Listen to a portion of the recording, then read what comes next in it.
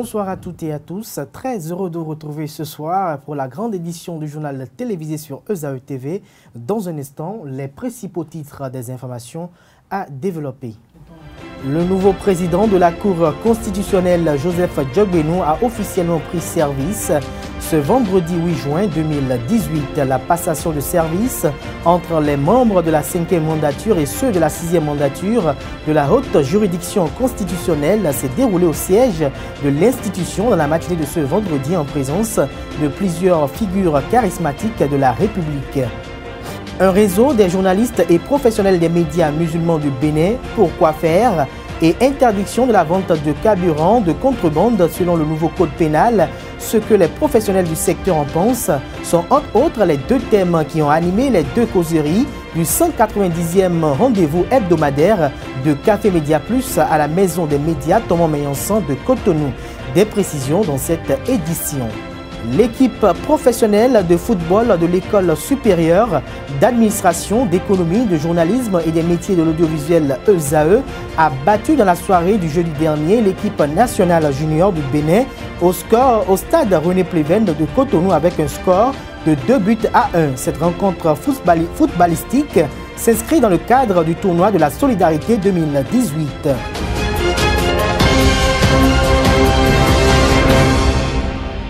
Bonsoir à nouveau, chers amis internautes. C'est dans une ambiance empreinte de solennité que le président de la Cour constitutionnelle sortant, Théodore Olo, a passé le témoin à son successeur, Joseph Djogbenou, élu dans l'après-midi de ce jeudi par ses pairs. La passation de service entre les membres de la 5e mandature et ceux de la 6e mandature de la Cour constitutionnelle s'est déroulée dans la matinée de ce vendredi au siège de l'institution en présence de plusieurs personnalités du pays.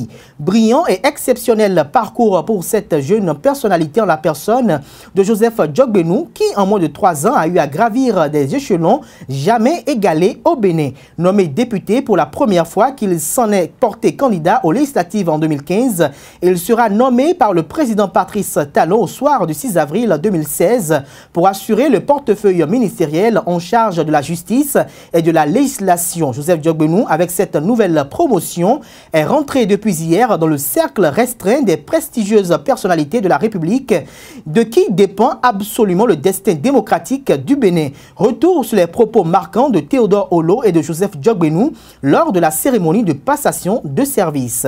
Je voudrais de prime abord vous exprimer ici, solennellement, mes sincères félicitations pour votre élection à la tête de la Cour constitutionnelle.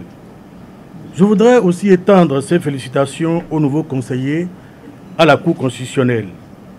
En portant leur choix sur vos personnes, les institutions qui vous ont désigné pour siéger à la haute juridiction constitutionnelle de notre pays savent qu'elles peuvent compter sur vos qualités personnelles, vos compétences et votre professionnalisme pour remplir les nobles missions dévolues par la Constitution du 11 décembre 1990 à l'organe chargé d'administrer la justice constitutionnelle dans notre pays.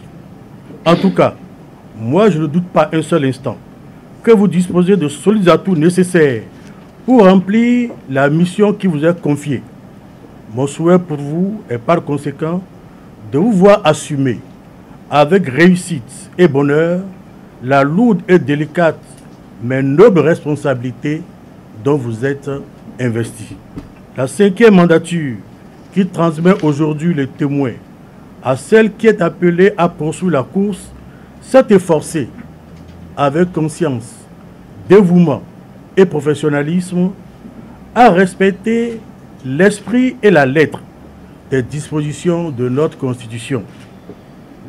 Sans prétention d'aucune sorte, les yeux constamment fixés sur le texte de notre loi fondamentale, elle s'est attelée à accomplir les tâches découlant des attributions que nous confère la Constitution. Avec sérénité et la conscience claire et dégagée, remplit notre mission.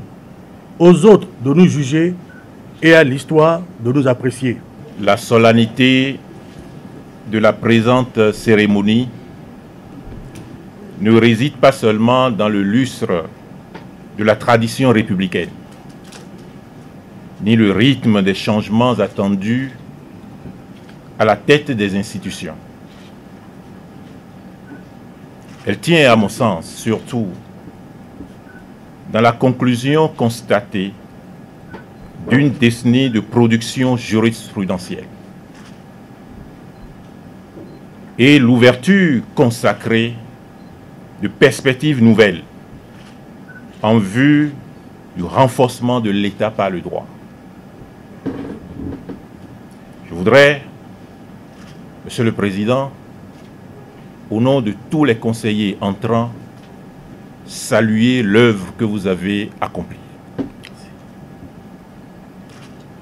Quel que soit ce que l'on peut en dire en termes de sidération, ce qui est certain, peut-être même en termes de détestation, ce qui est possible, l'on doit avoir à l'égard de votre contribution le respect le plus profond. Monsieur le Président, il ne nous échappera pas que la séparation fonctionnelle des pouvoirs ne doit pas être considérée négativement comme une séparation structurelle des émanations ou des incarnations de l'État, au risque de mettre en cause son unité, au risque de mettre en cause sa viabilité, au risque de mettre en cause sa fiabilité. Elle doit être considérée positivement comme l'offre résolue de chaque organe, dans la limite de sa compétence et aux fins que lui confère la Constitution, à la consolidation de l'État et au devenir de la nation.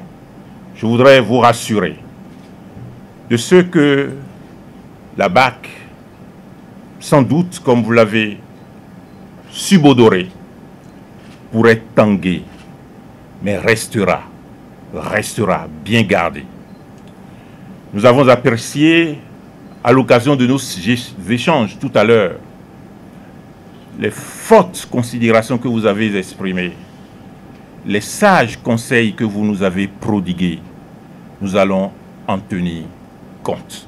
Les responsables des journalistes et professionnels des médias musulmans du Bénin étaient ce matin à la maison des médias Thomas Meillansan de Cotonou pour expliquer les buts de la création de leur réseau et leur mode de fonctionnement. Face à leurs confrères, El Hadj Afissou Anourin, chargé de la stratégie, et El Hadj Eloge Abdul Ghaffar Zongbobo, secrétaire général, ont entretenu l'assistance sur l'opportunité de la création de leur creuset. Suivons ensemble un extrait de leurs propos ou de leur exposé au micro de Chimène Sosa. Sans entrave, elles ne sont pas soumises à la tutelle de l'État. Elles règlent et administrent leurs affaires d'une manière autonome. Ceci pour montrer que quand même, nous sommes dans un pays où chacun est libre de pratiquer la religion de son choix. Je vais évoluer pour citer un second article, l'article 25 de la Constitution du Bénin, qui dit que l'État reconnaît et garantit dans les constitutions fixées par la loi la liberté d'aller et de venir, la liberté d'association, de réunion, de cortège et de manifestation. Donc globalement, nous avons deux articles qui nous fondent à pratiquer la religion de notre choix et qui nous fondent aussi à nous associer, à nous mettre ensemble. Donc c'est se fondant sur ces deux articles que nous avons mis en place notre association, qui est le réseau des journalistes et des professionnels des médias musulmans du Bénin. Notre réseau a été porté sur les fonds baptismaux le 25 novembre, ici même à la Maison des médias, dans cette salle. Et il a été créé pour combler un vide, celui de l'inexistence d'un creuset où de grandes réflexions sont menées entre professionnels des médias pour faire rayonner l'islam dans toute sa dimension. Donc notre réseau est un regroupement de professionnels de médias qui prônent la solidarité, l'entraide et l'échange de connaissances sur l'islam. Notre ambition est entre autres de travailler à mieux faire comprendre l'islam et ce qu'est véritablement notre religion qui prône la paix. Ce réseau est dirigé par un bureau présidé par Hakime Hussein, il est journaliste à Canal 3. Le vice-président est Tidjani Isdine, vous le connaissez, celui qui anime le forum Le Boulevard des Infos. Le secrétaire général, c'est Gafar Zombogo qui est à ma droite. La secrétaire à l'information, c'est Alassane Sani. Le trésorier général est Ibrahim Oruna. La trésorière générale adjointe est Titi Falilat. Vous voyez bien que l'approche est un peu respectée. Le secrétaire chargé de la coopération est Elhad Boussou Djibril. Le secrétaire en charge des affaires féminines, la secrétaire en charge des affaires féminines, c'est Dango Lokiat. Elle est directrice de Radio Parakou, si je ne m'en abuse. Le secrétaire à la stratégie, c'est moi-même, Elhad Anoré Afissou.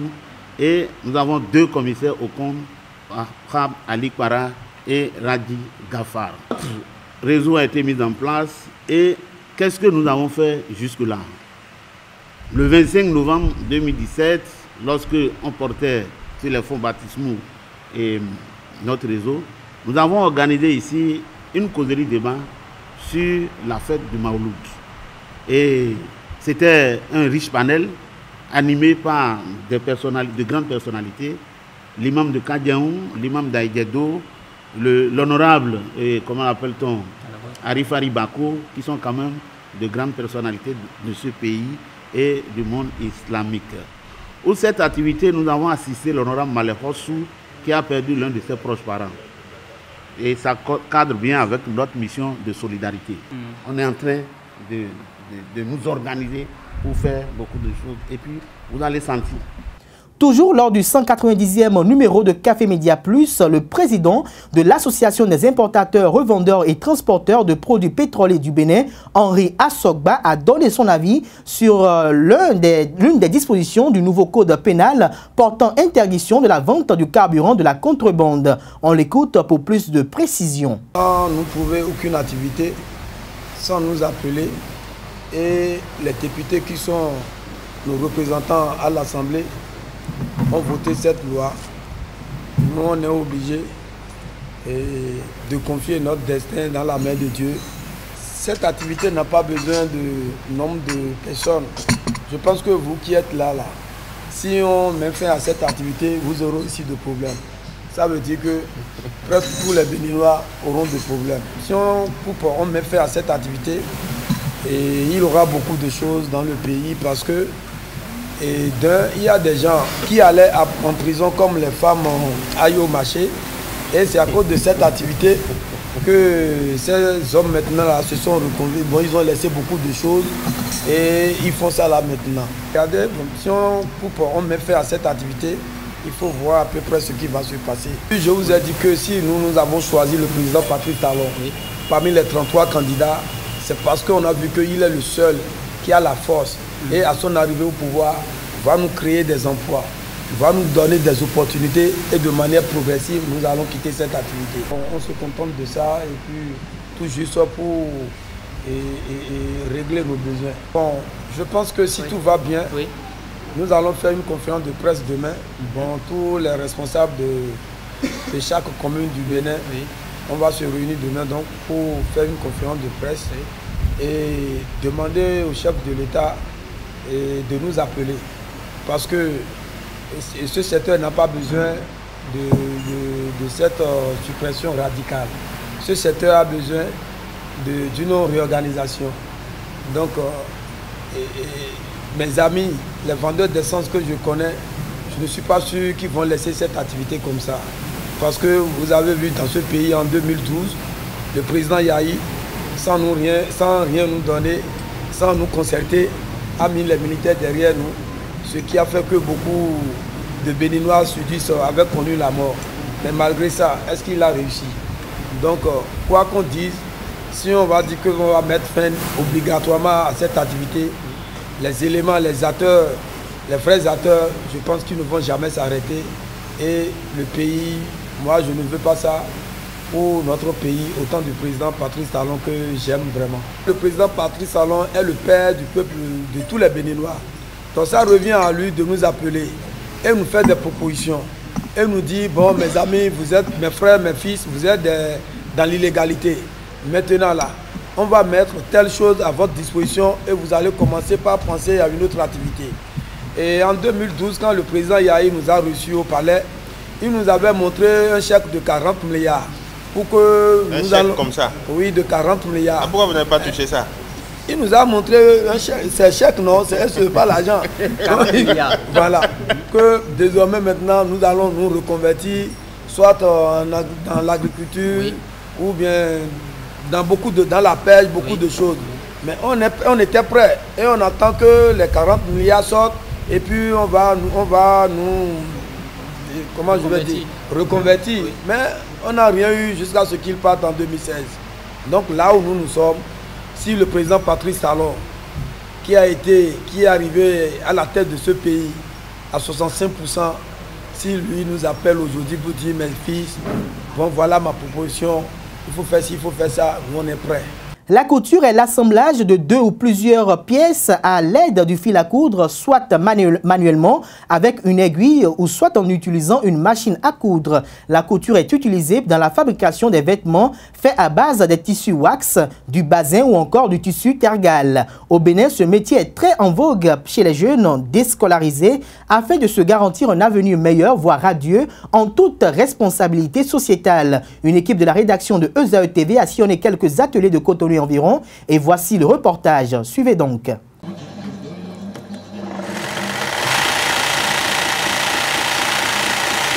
Le métier de la couture nécessite habileté manuelle et dextérité. Après les bancs, certaines personnes s'orientent vers les ateliers de couture-broderie où elles font carrière. En effet, il est possible d'accéder au métier sans avoir obtenu un diplôme académique. Pour devenir tailleur, avant, je suis élève. Mais actuellement, je me suis allé en apprentissage. J'ai fait 5 ans d'apprentissage avant de devenir super tailleur. Après 5 ans, mon patron m'avait donné congé. Mais actuellement, je suis en train de faire ouvrier. Je suis ouvrier actuellement. Et tu dois faire 5 ans d'apprentissage. Mais il y a d'autres personnes qui n'ont pas d'idée normale. Sinon, si tu as une bonne idée et tu sais faire la création, bon, si tu sais travailler bien, et ton idée est dessus, ce que tu fais, normalement, tu dois faire 5 ans. Mais il y a des personnes, ils viennent l'apprentissage, rien sur la tête. Ils peuvent faire 6 ans, 7 ans même sans rien comprendre. Alors, on fait pour hommes, femmes. Il y a robe, il y a les modèles. Même la broderie, on fait tout. On fait tous les modèles.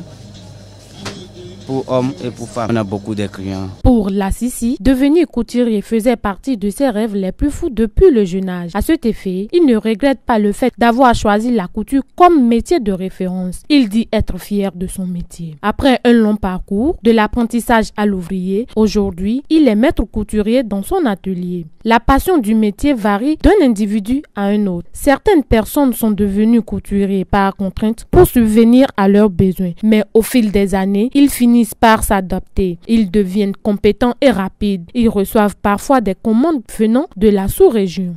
J'ai fini l'apprentissage en 1988.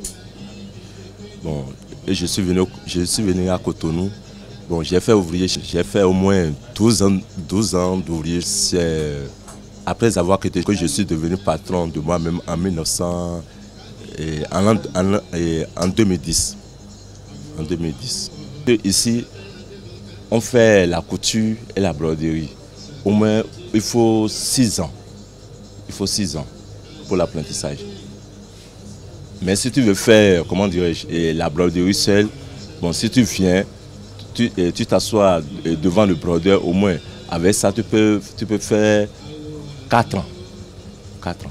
Bon, la couture, ça s'est divisé en 2 parties. Il a la haute couture et la couture simple comme les bobas, tout ça là. Si tu veux faire la haute couture, au moins il faut prévoir 5 ans. 5 ans.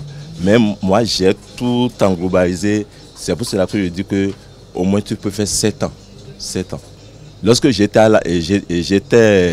à l'école, la broderie là, c'est dans ma tête. Et je dis que si je quitte l'école là, c'est la broderie là que j'ai fait. Effectivement, lorsque j'ai rentré à l'apprentissage, bon, nous sommes au moins de 5 comme ça. Sans vous mentir, je suis le premier à faire la chose en broderie, entre eux, parce que c'était dans ma tête. C'était dans ma tête. J'avais un ami à Cotonou, c'est lui qui m'avait dit qu'il y a un patron, il s'appelle la CCC. Il a besoin d'apprentis, quoi. Parce qu'en ce temps, apprenti là, c'est trop cher à Cotonou, quoi. On commande nos villages et puis on les amène. En 2005, j'ai appris mon travail, j'ai fini en 2009. On travaille les Congolais avec les camionneurs. Souvent, les camionneurs, ils viennent avant avec les Congolais. Maintenant, ils ne viennent plus parce qu'il n'y a plus d'argent. Il n'y a plus d'argent. Ouais, non, même ce qu'on faisait ici, même, c'est parce que nous, on connaît notre travail. C'est pourquoi. Parce que moi, je vends et on me donne les commandes aussi. Moi, je pars à l'hôtel. Notre client, là, il vient. C'est les Congolais, les camionneurs, les Chayens, les autres pays, ils viennent ici, quoi, pour commander les choses, pour payer aussi. Ils partent là-bas, ils revendent. Souvent, on les croise à l'hôtel. Quand ils viennent seulement, on nous appelle. Des fois, nous-mêmes, on part pour aller les chercher. Et puis, on nous fait les commandes. Des fois, on a les choses ici, et après, comme ça, et ils payent. On décide et puis ils payent sans problème. Le métier de couturier est l'un des vieux métiers vers lequel les enfants déscolarisés sont vite orientés au Bénin. Aujourd'hui, avec l'évolution du monde, le couturier est devenu très moderne. Les modèles peuvent même être envoyés aux clients par les réseaux sociaux. Sport à présent dans cette édition, l'équipe professionnelle de football de l'école supérieure d'administration, d'économie, de journalisme et des métiers de l'audiovisuel ESAE a battu dans la soirée du jeudi dernier l'équipe nationale junior du Bénin au stade René Pleven de Cotonou avec un score de 2-1. Cette rencontre footballistique s'inscrit dans le cadre du tournoi de la Solidarité 2018. Double buteur Cissé Tidjani, l'attaquant de ESAE FC a inscrit un splendide but. L'entraîneur Richard Bio est satisfait de la prestation de ses poulains. Par contre, du côté de l'encadrement technique des écureuils juniors, le sélectionneur adjoint n'a pas du tout apprécié le comportement de ses joueurs. On les écoute au micro de Larios Adjagbenon. Match plein de beaucoup d'intensité. Moi, j'avais un objectif, c'était de demander à mes joueurs de jouer selon une philosophie donnée, c'est-à-dire poser le ballon et le faire circuler. Je crois sur ce plan, je suis satisfait. En face, j'avais une opposition. Bon, qui était aussi de taille, qui a aussi joué, qui jouait aussi, qui posait aussi. Mais je crois que c'est sur le plan tactique qu'on a pris le dessus sur eux. Avant le match, c'était de demander à mes joueurs de saisir leur chance parce que j'ai beaucoup de joueurs, c'est des juniors aussi, certains qui sont allés et qui ont été recalés. Je dis, je vous donne une chance, il faut saisir cette chance et montrer que vous avez votre place là-bas. C'est un peu décevant. Je dis c'est un peu décevant parce que c'est une équipe nationale. Il est bien vrai qu'aucun titulaire n'a pas joué. Une équipe doit avoir des réservistes. Parce qu'on a tenté de renforcer l'équipe avec certains joueurs, mais ce n'est pas encore ça. Parce qu'on a cargaison de joueurs. Et le coach principal a décidé de les envoyer un peu pour voir ce qui peut faire l'affaire. Et si en cas de quoi, un titulaire est blessé, on peut voir qui peut venir faire le jeu. Mais ce soir, on a remarqué que tous les 11 joueurs qu'on vient d'aligner là, c'est pas ça. Ils sont tous passés à côté. Il y a 8 joueurs qui n'ont jamais joué ensemble, ils n'ont jamais joué en équipe nationale. Et comme les collègues, ils ont commencé par plaider les cas, il faut qu'on les envoie à l'abattoir. Voilà, le résultat est là. Et même ils sont dans la tribune, ils ont vu, parce que le football ne ment pas. Ils ont vu qu'aujourd'hui, qu'ils ne peuvent pas faire l'affaire. Une équipe nationale, c'est une équipe nationale, ce n'est pas un club. C'est les meilleurs qui viennent jouer en équipe nationale. On a des collègues, parce qu'on ne peut pas tout voir.